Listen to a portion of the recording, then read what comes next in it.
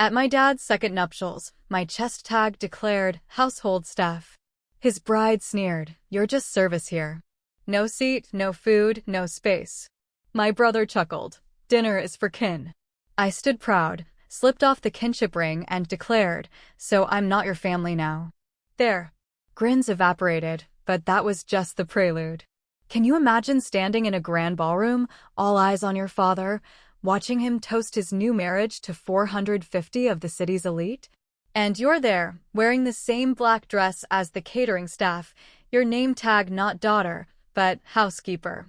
Then your own brother, smirking, blocks your path at the buffet, announcing loud enough for 3 tables to hear, "Food is for family only."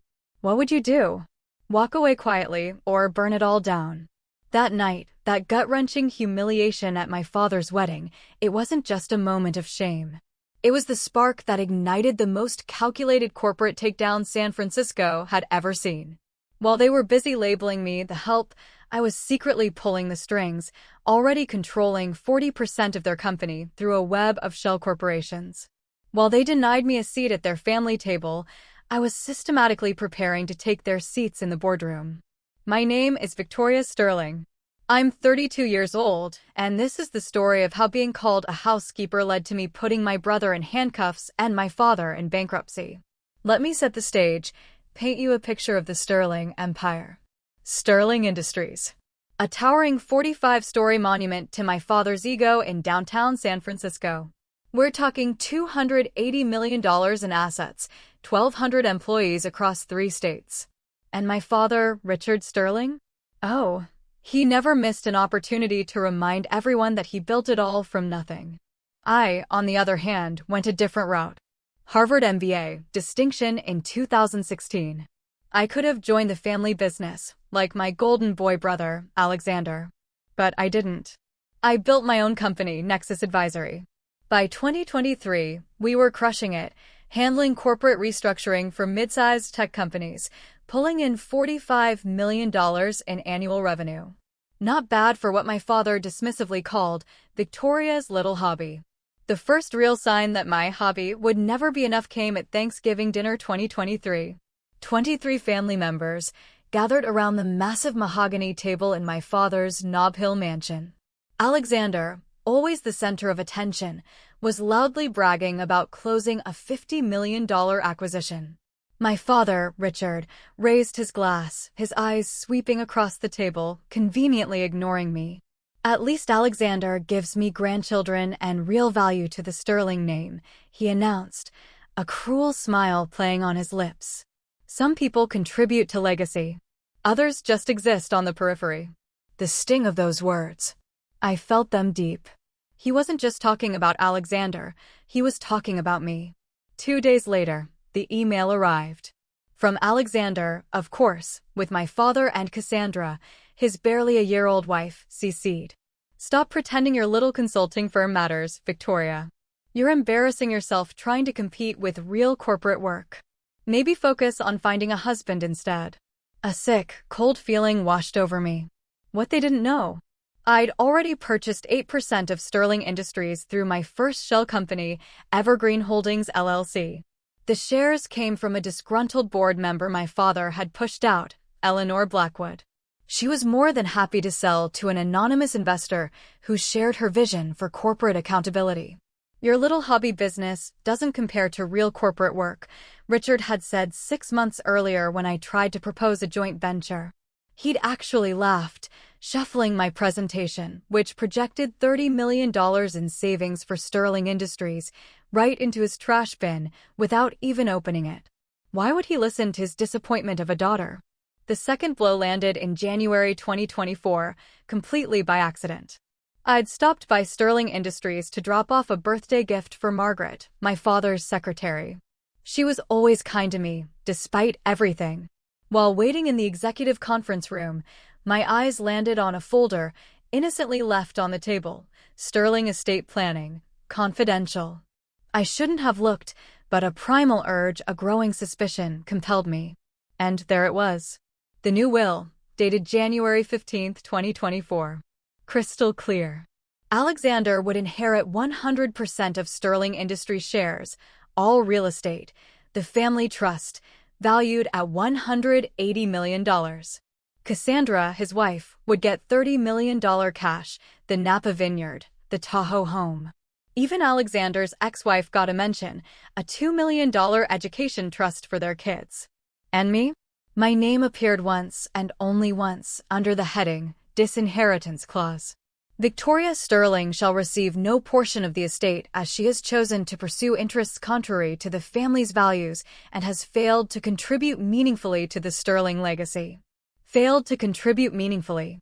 The words blurred as my hands began to shake. 8 years of building my own company, 12 major clients saved from bankruptcy, 200 employees who depended on me. None of it meaningful enough for Richard Sterling.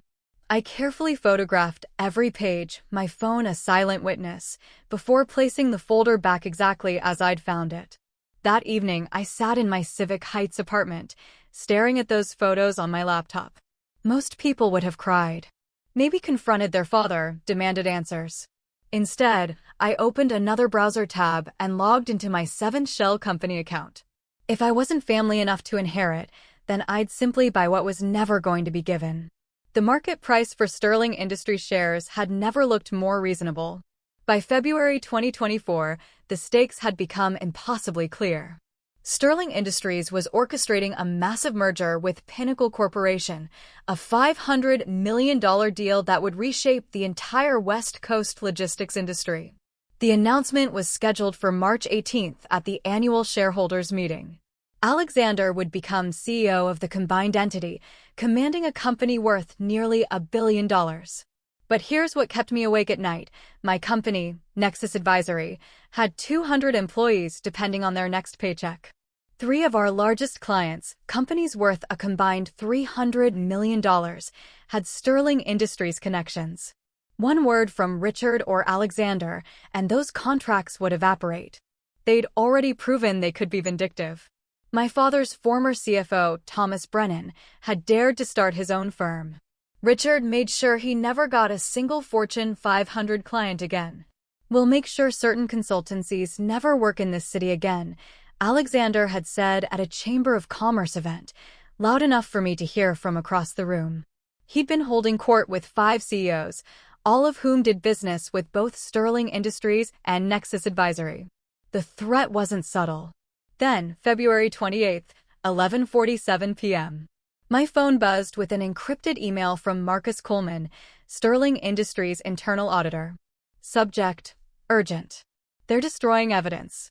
Victoria, they know I've been documenting the Meridian Holdings transactions. Alexander ordered all physical records destroyed by March 10th. Digital records are being updated to remove traces. If you want proof of the embezzlement, we have less than 10 days. The $15 million they stole from employee pensions, it's all going to disappear from the books. I've hidden copies, but if they find out I'm the whistleblower before the 18th, I'm finished. They've already threatened my daughter's scholarship to Stanford. Please tell me you have a plan. A plan? I looked at my wall of sticky notes mapping out Sterling Industries' corporate structure, ownership records, and voting bylaws. Yes, I had a plan. But it would cost me everything if it failed. March in San Francisco meant 3 things for the Sterling family. My father's wedding to Cassandra on the 15th, the shareholders' meeting on the 18th. And exactly 72 hours between them to execute the impossible. The wedding invitation, printed on paper that probably cost more than most people's monthly rent, had arrived in January. Mr. Richard Sterling and Miss Cassandra Morgan request your presence. Saturday, March 15th, 2024, 4 p.m. The Ritz-Carlton, San Francisco. 450 guests. Black tie required. The shareholders' meeting notice came through official channels. Monday, March 18th, 2024, 9 a.m. Sterling Tower, 45th floor boardroom. Agenda: approval of Pinnacle Corp merger. The vote that would cement Alexander's rise to ultimate power. 72 hours. That's all I'd have between watching my family publicly humiliate me and my chance to reveal the truth. 72 hours to coordinate with lawyers, compile evidence, ensure witnesses were protected, and guarantee the SEC would be present. Most hostile takeovers took months of planning. I'd have a weekend. My phone vibrated. An encrypted message from Eleanor Blackwood. The March 18th vote will reshape everything. Be ready. I've convinced 4 other board members to attend in person. They're expecting fireworks from Alexander's presentation. They have no idea what's really coming. P.S. I heard about the wedding arrangements. Stay strong. Wedding arrangements. I pulled up the email from Cassandra's wedding planner. You'll be in the receiving line as household staff coordinator. Please wear a simple black dress. Nothing that would distract from the wedding party. 3 days. To go from household staff coordinator to the person who would bring down an empire. The timeline was insane. But then again, they'd spent years making me feel insane for believing I had value.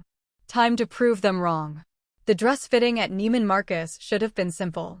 March 10th, 5 days before the wedding, Cassandra had insisted all wedding participants attend, though my role was still mysteriously undefined.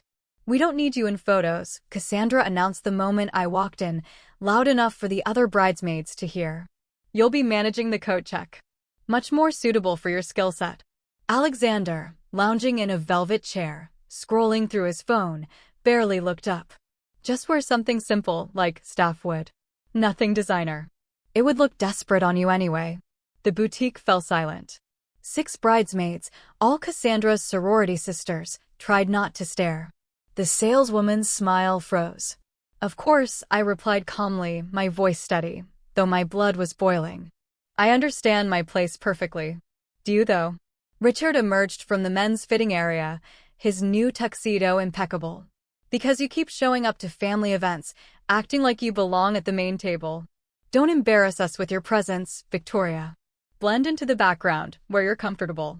Know your place. Victoria, Cassandra added, admiring her $30,000 Vera Wang dress in the mirror. You're lucky to even be invited. I maintained eye contact with my father, a cold fire burning within me. You're absolutely right, I said, letting them think they'd won. I should know my place. I'll make sure I'm exactly where I need to be. As I left the boutique, my phone buzzed. A FedEx delivery notification, package from SEC delivered to your office. Signature confirmed. The Securities and Exchange Commission had received my formal whistleblower complaint. They'd be attending the shareholders' meeting as observers. Alexander and Richard were so busy putting me in my place, they hadn't noticed I was about to flip the entire board. March 12th, 3 days before the wedding. My Pacific Heights apartment had transformed into a war room. 7 laptop screens displayed the corporate structures of my shell companies, Evergreen Holdings, Cascade Ventures, Marina Bay Investments, Golden Gate Capital, Presidio Partners, Sunset Holdings, and Bridge Trust. Together, they controlled 40% of Sterling Industries. The Sterling family voting bloc is about to get very interesting, my lawyer, Jennifer Walsh, said, reviewing the share certificates. You've spent 5 years and $47 million acquiring these positions. They never saw it coming because you bought from disgruntled employees, ex-board members, and Richard's former mistresses, people he'd burned, who were happy to sell to anonymous buyers. The centerpiece of our evidence sat in a locked briefcase. A USB drive from Marcus Coleman containing 3 years of forensic accounting. $15 million siphoned from employee pension funds through Meridian Holdings, a shell company Alexander thought was untraceable. Wire transfers. Canceled checks. Even recorded phone conversations where Alexander bragged about his creative accounting. Deloitte's forensic team has verified everything, Jennifer confirmed. 3 independent auditors, all willing to testify. The evidence is ironclad. I pulled up the email chain from Eleanor Blackwood, dating back to 2019. She'd been my silent mentor, guiding my share purchases, ensuring I stayed hidden until the perfect moment. I've been waiting 5 years for someone brave enough to expose them, her latest message read. Your father destroyed my husband's company in 2018. Watching his empire crumble from the inside will be poetic justice. My phone rang. Marcus Coleman. Panicked. Alexander's asking questions about who's been buying shares. He knows something's wrong but can't figure out what. He's hired investigators. Let him investigate, I replied, staring at my reflection in the window. 5 years of planning, $40 million invested, careers and lives at stake. In 6 days, none of his questions would matter.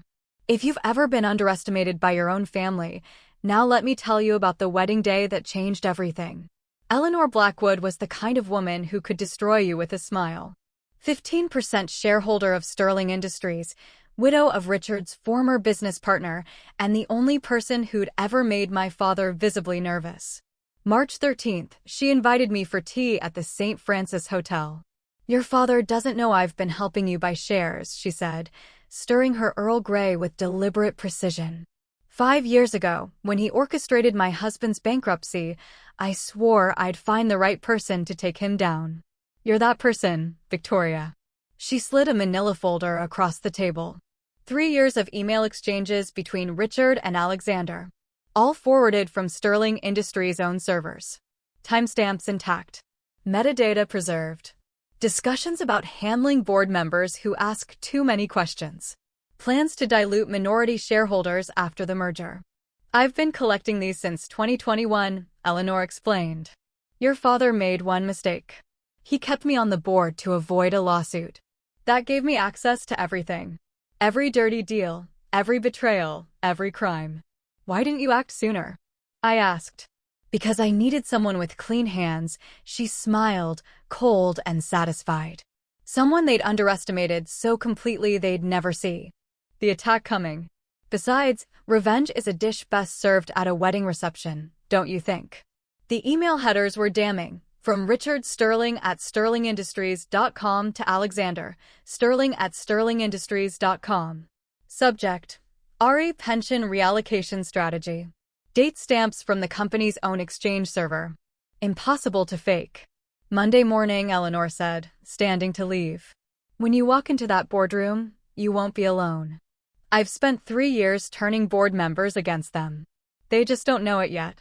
Marcus Coleman looked like he hadn't slept in weeks.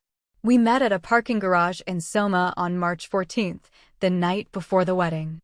He handed me a locked briefcase with shaking hands. 2,000 pages, he whispered, glancing around nervously. 3 years of Alexander's fraud, documented in excruciating detail. Cancelled checks with his signature transferring pension funds to Meridian Holdings. Wire transfers totaling $15 million. Even video recordings from security cameras showing him accessing the pension accounts after hours. I opened the briefcase. The evidence was overwhelming.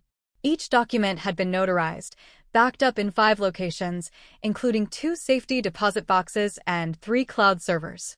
The crown jewel, a recorded Zoom call from December 2023, where Alexander explicitly told his personal banker to make the pension money disappear into Meridian before the audit. These documents have been notarized and backed up in 5 locations, Marcus confirmed. My lawyer has copies. The FBI has been notified but agreed to wait until after Monday's meeting to act. Alexander is still investigating who's been buying shares. He has no idea about this. A text interrupted us from Alexander. Strange market activity in our shares. Someone's been accumulating. Find out who. Marcus went pale. He's getting paranoid. Yesterday, he asked why I'd been staying late so often in 2023. After Monday, his paranoia won't matter, I assured him. Your daughter's Stanford scholarship? Eleanor Blackwood personally guaranteed it. Full ride. No matter what happens to me, he managed a weak smile. You know what the ironic part is? Alexander taught me everything about forensic accounting. He created his own destroyer. I locked the briefcase. $15 million stolen from hardworking employees' retirements. Monday morning, Alexander would discover that every transaction had been meticulously documented by the very person he'd trained to hide them. These documents will be projected on a 100-inch screen in front of the entire board, I promised Marcus. His victims will get justice. March 15, 2024. The Ritz-Carlton San Francisco gleamed under perfect spring sunshine. 450 guests in designer clothing streamed through the lobby. CEOs, senators, federal judges, the entire West Coast elite gathered to celebrate Richard Sterling's second chance at happiness. My name tag was waiting at the registration table in elegant calligraphy. Victoria, housekeeper. Not Victoria Sterling. Not daughter of the groom. Just Victoria, housekeeper. The wedding coordinator, a nervous woman named Patricia, couldn't meet my eyes. Mrs. Morgan Sterling specifically requested this arrangement. You're to stand by the service entrance during the ceremony. No assigned seating for the reception. The ceremony space held 450 gilt chairs facing an altar drowning in white orchids. Every chair had a name card except for the corner where I was directed to stand. 3 servers joined me there, all of us in black, invisible against the dark draping. Richard walked past during his entrance, his eyes sliding over me like I was furniture. Cassandra followed in her $30,000 dress, pausing just long enough to stage whisper to her maid of honor, "Staff should stay in the service area. We don't want any confusion about who belongs here." The CEO of TerraLink Corporation stood 3 feet away. The federal judge who'd overseen Sterling Industries' biggest lawsuit sat in the front row. The publisher of the San Francisco Chronicle took photos. All of them witnessed Cassandra's pronouncement. Several shifted uncomfortably during the vows. As Richard promised to honor and cherish, I felt my phone vibrate. Eleanor Blackwood, seated in the 3rd row, had sent a photo of my name tag with the caption, "Evidence collected." The reception was worse. 450 place settings at crystal-laden tables. No seat for me. When I approached the buffet, Alexander materialized, blocking my path. "Food is for family only," he laughed, loud enough for the nearby tables to hear. Honestly, Victoria, know your place. That's when I felt something shift inside me. Not break. Crystallize. Years of accepting their contempt, hoping for recognition that would never come, ended in that moment. I stood straighter, looked Alexander directly in the eyes, and smiled. A real smile. Because I knew something he didn't. In 72 hours, he'd be in handcuffs. The moment arrived during Richard's toast. He stood at the head table, champagne flute raised, Cassandra glowing beside him. 450 faces turned toward them as he began his speech about family, legacy, and the people who truly matter. Family, Richard declared, his voice carrying across the ballroom, is about contribution. It's about adding value. Some people, his eyes found me, standing by the service door, simply exist on the periphery, never quite measuring up. But today, we celebrate those who do. The room applauded. Alexander raised his glass toward me with a mocking salute. Cassandra's friends tittered behind manicured hands. I walked forward, every step deliberate, crossing the entire ballroom. Conversations died. Forks stopped moving. Richard's smile faltered as I approached the head table. I reached up and removed the family ring. My grandmother's ring, the one she'd given me before she died, the last person in the family who'd believed in me. I set it on the table in front of Richard with a soft click. "Family," I said, my voice carrying the same clarity as his toast. "If I'm just staff, then you're just another company to take over." Richard's face went white. Alexander started to stand, but I was already walking away. 450 members of San Francisco's elite watched me leave through the main entrance, not the service door. The whisper started before I even reached the lobby. In the parking lot, I pulled out my phone and typed 5 words to Jennifer Walsh, "Execute Project Revelation. Full acceleration." Her response was immediate, "Understood." SEC notified. Deloitte's team activated. Board members confirmed for Monday. All systems go. I sat in my Tesla, looking back at the glowing ballroom windows. They were probably laughing about my dramatic exit, turning it into another story about unstable Victoria. Let them laugh. They had exactly 71 hours and 23 minutes left of their empire. The next 48 hours blurred together in a symphony of precision planning. My apartment became command central for the most carefully orchestrated corporate takedown in San Francisco history.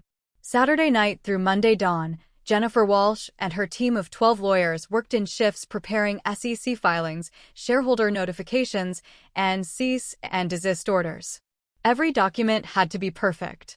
One procedural error and Alexander's lawyers would tear us apart. Sunday, 2 p.m. Deloitte's forensic accounting team delivered their preliminary report. "The embezzlement is worse than we thought," the lead auditor said. It's not just $15 million. There's another $8 million hidden in offshore accounts. $23 million total. Sunday, 6 p.m. The SEC confirmed attendance. James Mitchell, senior investigator, would personally observe Monday's meeting. We've opened a formal investigation based on your whistleblower complaint, he confirmed. If your evidence holds, we'll make arrests on site. Sunday, 11 p.m. 17 of 23 board members confirmed they'd attend in person instead of calling in. Eleanor had done her work well. They smelled blood in the water. Monday, 3 a.m. I couldn't sleep. I stood at my window watching the city lights, holding the USB drive that would destroy Alexander. 6 months ago, I'd started planning this moment. But really, they'd been planning it for me for years. Every dismissive comment, every public humiliation, every reminder that I wasn't good enough. Monday, 6 a.m. Final confirmation from Marcus Coleman. I'm in the building. All original documents are in the boardroom safe. Alexander has no idea. Monday, 7 a.m. I put on my best suit, Armani charcoal gray, the one I'd worn to close my biggest client deal. In 2 hours, the Sterling Empire would face its reckoning. Can you imagine the look on their faces? March 18, 2024, 9 a.m. Sterling Tower's 45th floor boardroom was Alexander's kingdom. Floor-to-ceiling windows overlooking the bay.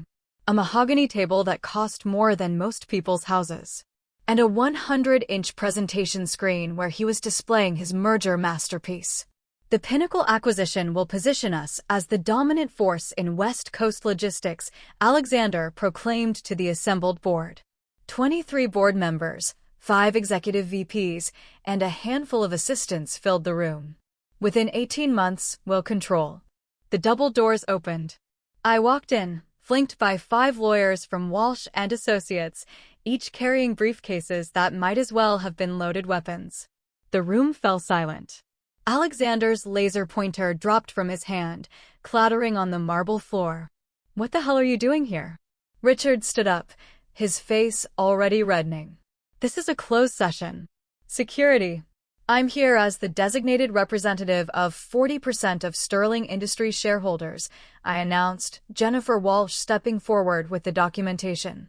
According to Section 7.3 of your corporate bylaws, any shareholder group controlling more than 25% can demand immediate board attention. The 100-inch screen behind Alexander changed. My legal team had taken control of the presentation system. Suddenly, the ownership structure of Sterling Industries filled the screen.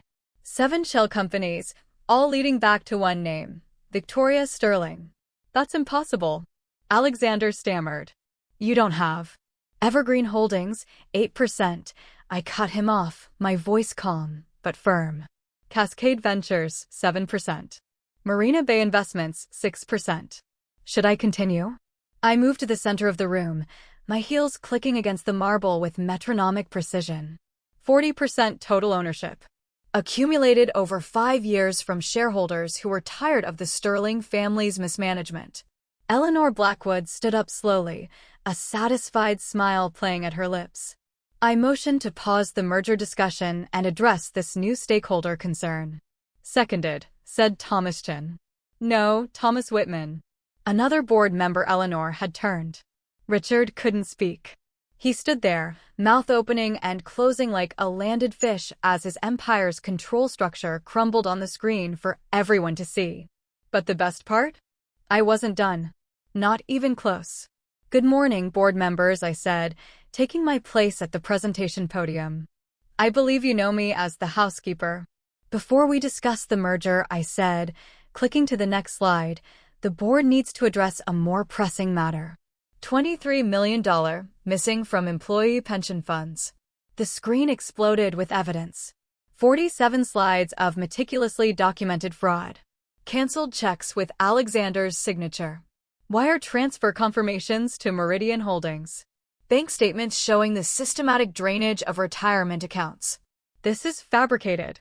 Alexander shouted, but his voice cracked.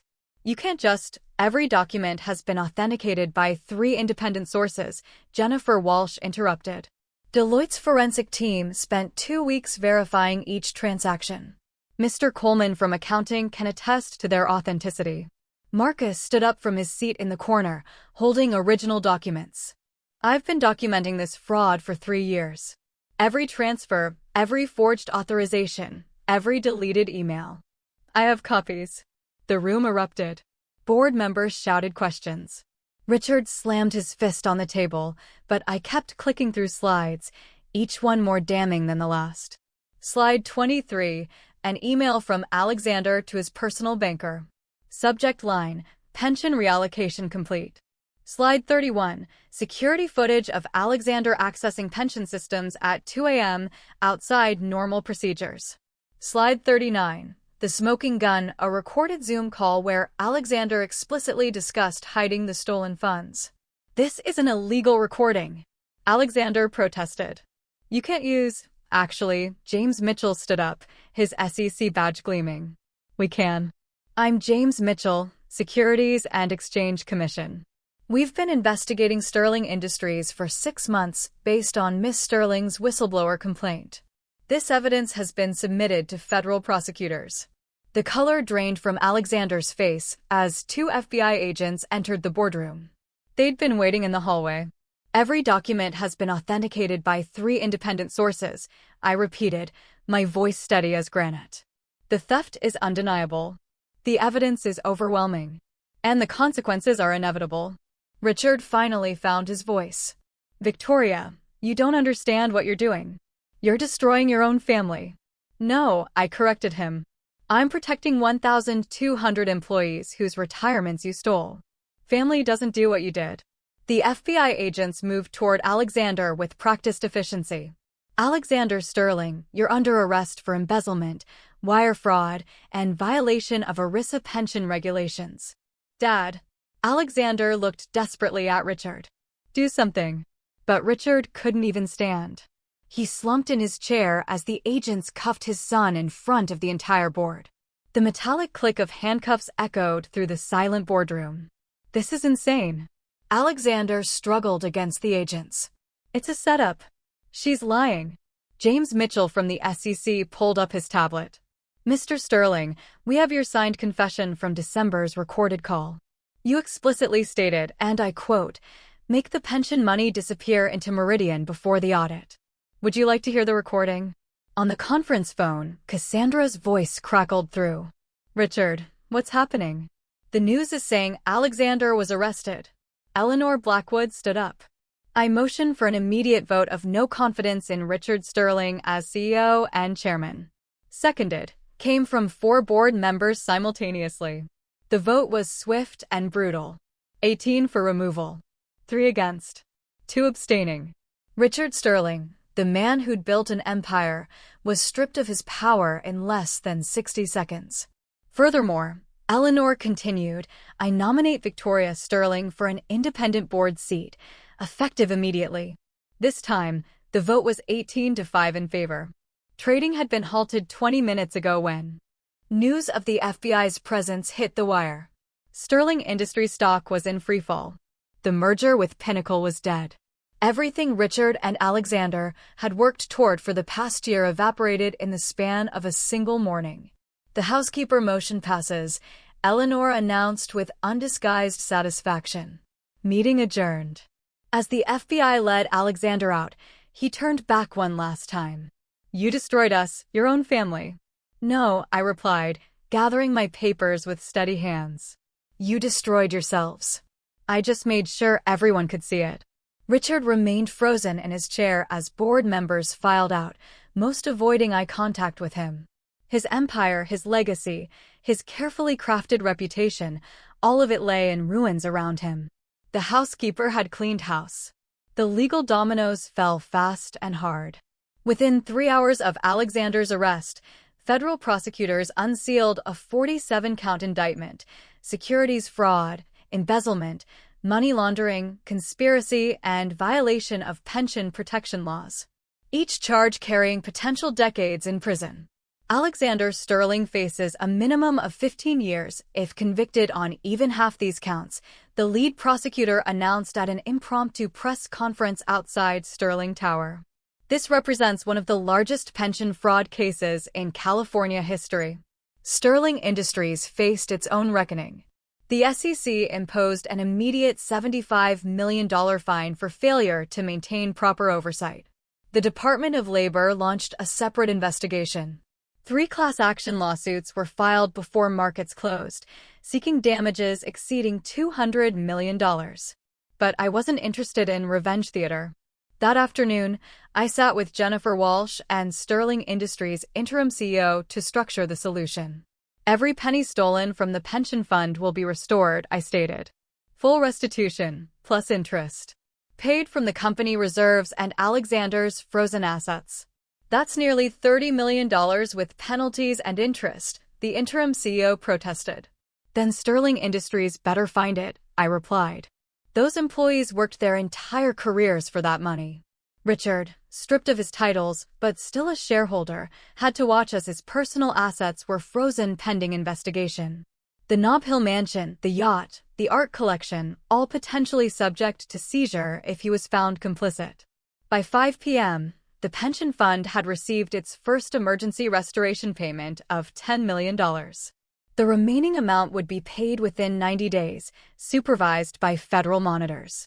Justice isn't revenge, it's accountability, I told the employee committee that had gathered in the lobby. Your retirements are safe. That's all that really mattered. Marcus Coleman pulled me aside afterward. They offered me chief financial officer, he said, still seeming stunned. The board wants someone they can trust. You've earned it, I replied. He nodded, then asked quietly, what about you? You could be CEO. The board would support it. No, I said firmly. I don't want their empire. I just wanted my dignity back. The personal aftermath was swift and merciless. Cassandra filed for divorce within 48 hours, but her prenuptial agreement was ironclad. She'd get nothing from frozen assets. The wedding that had cost $500,000 became the most expensive humiliation in San Francisco's social history. I didn't know about any fraud, she told reporters outside her lawyer's office, designer sunglasses failing to hide her puffy eyes. I'm a victim, too. But the prenup Richard had insisted on to protect the family wealth now protected him from her. She'd receive only what she'd brought to the marriage, debt from her failed modeling agency and a reputation in tatters. Alexander's situation grew worse daily. His wife filed for sole custody of their children. His country club revoked his membership. His name was removed from every charity board in the city. The golden boy who'd had everything handed to him now sat in federal detention. Bail denied as a flight risk. Richard, aged 10 years in 10 days, alone in his mansion, staff dismissed, accounts frozen, awaiting potential charges. He became a ghost in his own life. The society invitations stopped. The phones stopped ringing. The man who'd once commanded rooms full of CEOs now couldn't get a returned call. I received a letter from him, delivered by courier. Victoria, I know you won't respond, but I need you to know I'm sorry.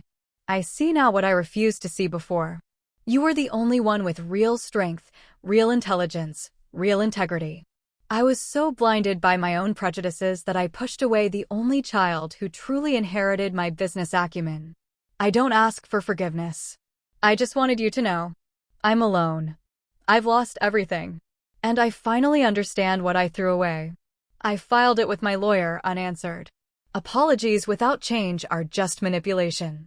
The Sterling Industries scandal sent shockwaves through San Francisco's business community. Within 2 weeks, 3 Fortune 500 CEOs called me personally, not to condemn, but to hire Nexus Advisory.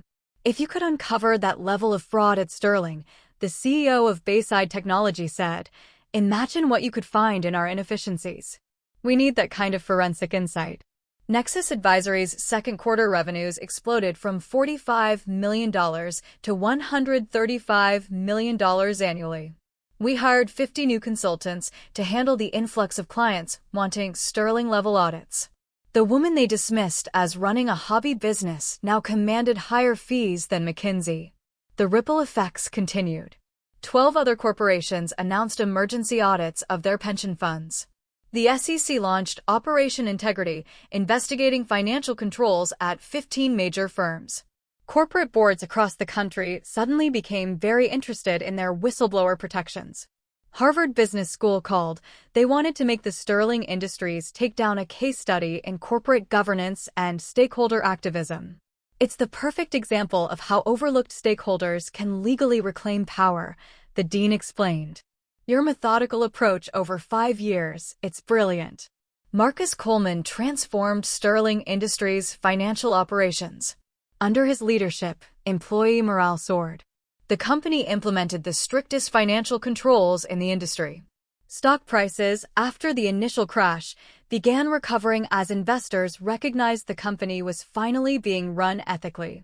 Eleanor Blackwood invited me to lunch at the St. Francis Hotel, the same place where she'd given me the crucial evidence.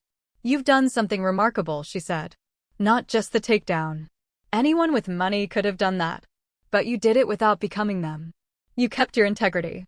The Wall Street Journal ran a front-page story, "The Housekeeper Who Cleaned House: How Victoria Sterling's Patient Revolution Reformed Corporate America." The article noted that my methods had become a template for ethical corporate activism. Integrity became our strongest business asset, I told the reporter. Turns out that's worth more than any inheritance. The 450 wedding guests who'd witnessed my humiliation suddenly developed collective amnesia about their silence. My phone buzzed with messages from people who always knew I was special, who never agreed with how Richard treated me, who wanted to say something but didn't. Patricia Vanderworth, who'd laughed when Cassandra called me staff, sent an elaborate flower arrangement with a card. Always admired your strength. I donated the flowers to a hospice. The country club that had never once invited me to member events suddenly offered me an honorary membership. We'd be honored to have such a prominent business leader, they gushed. I declined. But the most telling reaction came from the employees of Sterling Industries. They created a plaque that now hangs in the lobby. Victoria Sterling, the board member who saved our future. Underneath, 1,200 signatures from grateful employees whose retirements were restored. Marcus Coleman instituted Integrity Day at Sterling Industries, an annual reminder of what happens when leadership forgets its responsibilities. He tripled the whistleblower protection budget and created an anonymous reporting system that reported directly to external auditors. The housekeeper label became a symbol of corporate courage, one employee told a documentary crew filming the story. She showed us that titles don't determine worth. Actions do. Even Alexander's former allies distanced themselves. His golf buddies claimed they always suspected something was off. His fraternity brothers quietly removed his photos from their wall of success. The San Francisco Chronicle ran an editorial. Victoria Sterling didn't just expose corruption. She revealed our collective cowardice. How many of us witness workplace injustice and stay silent? How many of us see wrongdoing but choose comfort over courage? The answer, apparently, was most of us. But now, at least they were thinking about it. The attempts at reconciliation came in waves, each more desperate than the last. Richard's 5-page email arrived first. A rambling mixture of self-pity and sudden enlightenment. "I see now that I was threatened by your independence," he wrote. "You reminded me of your mother. Brilliant, self-sufficient, unwilling to be controlled. After she died, I couldn't bear to see her strengthen you. Please, Victoria, let me make amends. I'm alone. I've lost everything. And I finally understand what I threw away." I forwarded it to my lawyer without reading past the first paragraph. Alexander's letter from federal detention was shorter, but no less manipulative. "Sister, we both know this has gone too far. If you recant your testimony, say you were mistaken about some details, I could get minimum security, maybe even probation. We're family, Victoria. Family forgives." That one I kept as evidence of a continued criminal mindset, useful for the prosecution. Cassandra tried Instagram, of all things. Daily messages about girl power and supporting each other through tough times. She even tagged me in a post about women in business inspiring each other. The woman who'd literally labeled me housekeeper now wanted to be inspiration buddies. The most surprising contact came through certified mail, a letter from my mother's sister in Boston, whom I hadn't heard from in 15 years. Inside was a photograph I'd never seen. My mother, holding infant me, with a handwritten note on the back, "My brilliant daughter will change the world." Below the photo, my aunt had written, "Your mother saw this coming. Before she died, she told me Richard would try to diminish you because your light would expose his darkness. She made me promise to send this when you finally stood up to him. She'd be so proud." That letter I kept. The rest went into a folder labeled "No response necessary" that my lawyer maintained. Apologies without change are just manipulation, and I had no interest in being manipulated anymore. Setting boundaries after a lifetime of accepting disrespect required surgical precision. Jennifer Walsh helped me draft the protocols that would govern any future contact with the Sterling family. All communication must go through legal counsel, the document stated. No direct contact via phone, email, social media, or in person. Any attempt at direct contact will be considered harassment and met with appropriate legal action. I blocked Richard, Alexander, and Cassandra on every platform. Their phone numbers, email addresses, even their lawyers' paralegals, all filtered straight to Jennifer's firm. The wall between us wasn't built from anger, but from self-preservation. The restraining order against Cassandra became necessary when she showed up at my office building 3 times in 1 week, tearfully telling security she was my stepmother and had a family emergency. Security camera footage of her performances went straight to the court. Therapy helped me process the trauma I'd normalized for years. You were all alone. It's the most basic form of self-care, my therapist, Dr. Martinez, explained. I established new rules for my life. No meetings with anyone who'd witnessed my humiliation and stayed silent, unless it was strictly business. No friendly coffees to catch up with people who'd enabled the abuse. No obligation to forgive just because society expected it. Family isn't DNA. It's respect, loyalty, and love, I told Dr. Martinez. I've learned that chosen family, the people who saw my worth when I couldn't, matter more than blood relations who tried to break me. The boundaries extended to my company. Nexus Advisory would never work with Sterling Industries while any Sterling family member remained involved. We had standards now, and those standards included not enabling abusers, even reformed ones. Some called me cold. Others said I was unforgiving. But for the first time in my life, I felt safe, protected, valued. The boundaries weren't walls keeping others out. They were foundations keeping me stable. By September 2024, 6 months after the boardroom coup, Nexus Advisory's valuation hit $500 million. We announced our IPO with Goldman Sachs as lead underwriter. The hobby business that didn't matter was about to go public at a valuation that exceeded Sterling Industries' current market cap. I established the Sterling Foundation, deliberately using the name, with $50 million of my own money. Its mission: providing full-ride MBA scholarships for women who'd been told they weren't good enough. The first recipient was Marcus Coleman's daughter, who'd almost lost her Stanford spot due to Alexander's threats. My engagement to David Chin happened quietly. He'd been there through everything, never trying to fix or save me, just standing beside me as I saved myself. He proposed not with fanfare, but with a simple, the answer was yes. The chosen family I'd built became my real family. Eleanor Blackwood, my unofficial mentor. Marcus Coleman, the brother I should have had. Jennifer Walsh, the protector I'd needed. My employees at Nexus, who'd trusted me when I barely trusted myself. We gathered for Thanksgiving 2024 at my new Marin County home. Not a mansion, just a place filled with warmth and laughter. 23 people who'd earned their seats at my table through loyalty and love, not blood or obligation. Success is the best revenge, I toasted, looking at the faces of people who actually cared about me. But peace is the ultimate victory. David raised his glass. To Victoria, who showed us that sometimes the best way to clean house is to build a better one. The laughter that followed was real, unmarred by hidden contempt or conditional acceptance. This was what family was supposed to feel like. Looking back now, 3 months after that wedding where they labeled me housekeeper, I don't feel anger anymore. Just clarity. I spent 32 years trying to earn love that was never available. Respect that was conditionally withheld. A place at a table that was always just out of reach. The sterling silver spoon I was supposedly born with turned out to be stainless steel. Functional, but never quite good enough for the sterling standard. But here's what Richard and Alexander never understood. Stainless steel doesn't tarnish. It doesn't need constant polishing to maintain its value. It's strong, practical, and resilient. Just like the daughter and sister they threw away. The empire they built on ego and embezzlement crumbled in a single morning. The legacy they killed themselves protecting evaporated the moment handcuffs clicked. The family name they valued above actual family became synonymous with corporate fraud. Meanwhile, I built something real. A company based on integrity. Relationships rooted in respect. A life where my worth isn't determined by those who refuse to see it. Your worth isn't determined by those who refuse to see it. I tell this to every scholarship recipient, every young woman who comes to me with stories of being overlooked, undervalued, dismissed.